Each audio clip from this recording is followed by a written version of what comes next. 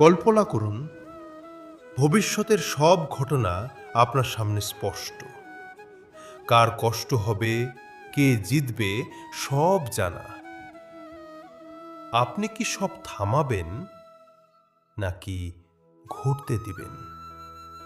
কৃষ্ণ সব জানতেন।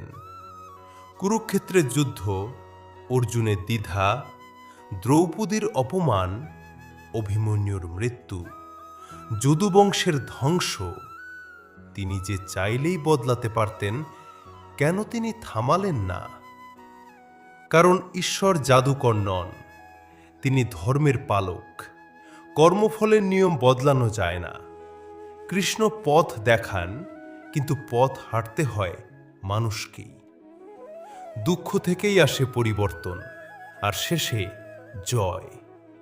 কৃষ্ণ দুঃখ থামান না, দুঃখ সহ্য করার শক্তি দেন, পথের আলো দেখান।